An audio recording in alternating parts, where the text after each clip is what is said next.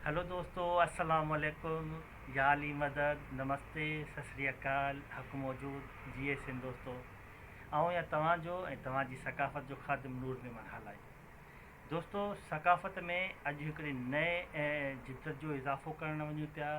हिकिड़ी अजरक नई आणियूं पिया जंहिंजो नालो रखियो अथऊं अमर जलील अजरक। ऐं उन में असां हिकिड़ो मैसेज कन्वे करणु चाहियो आहे। पहिरीं जीअं कंदा आहियूं असां उन में इंडस सिविलाइज़ेशन जो जेको व्हील मिलियो आहे, जेको फीथो मिलियो आहे, जेको असां दुनिया खे फीथो ॾिनो आहे, उहो उन में असां नुमाया कयो त जीअं असां दुनिया खे इहो मैसेज कन्वे करे सघूं त फीथे जा जेके ख़ालिक आहियूं से असां आहियूं।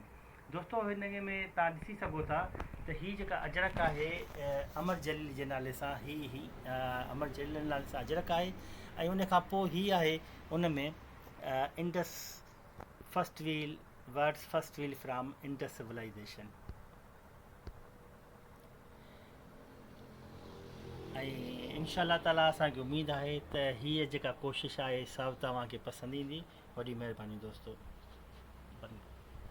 जी नाज़रीन, बुलेटिन खे अॻिते वधाईंदे ख़बर शामिल कयूं। ख़ादिम सक़ाफ़त नूर मोहम्मद हालाईअ जो नारो आहे त अचो त जीअरनि जो क़दुरु करियूं। ख़ादिम सक़ाफ़त नूर मोहम्मद हालाई पारां सिंधी अदब में वॾो नालो कमाईंदड़ साईं मोहतरम अमर जलील साहब खे भेटा पेश करण लाइ अवाम लाइ अमर जलील अजरक आंदो वियो आहे। ख़ादिम सक़ाफ़त नूर मोहम्मद हालाई जो चवणु आहे त सिंध जे अदीबनि ऐं साञावंदनि खे जीअरे भेटा पेश करण लाइ हिकु नंढी कोशिश कई आहे। हाणे सिंध जे समूरनि साञावंदनि खे भेटा पेश करण जो सिलसिलो जारी रखियो वेंदो। अचो त जीअरनि जो क़दुरु कयूं जो नारो हणंदड़ नूर मोहम्मद हालाई तरफ़ां सिंध जे महान लेखक अमर जलील जे नाले सां अजरक तयारु कराए खेसि भेटा ॾिनी वई आहे। ख़ादिम सक़ाफ़त नूर मोहम्मद हालाई जो चवणु आहे त सिंध जे अदीबनि ऐं साञावंदनि खे जीअरे भेटा पेश करण जो सिलसिलो जारी आहे। इन हवाले सां सिंधी अदब में वॾो नालो कमाईंदड़ नाले वारे लेखक अमर जलील जे नाले सां सिंधी सक़ाफ़त अजरक जो नमूनो मार्केट में आंदो वियो आहे।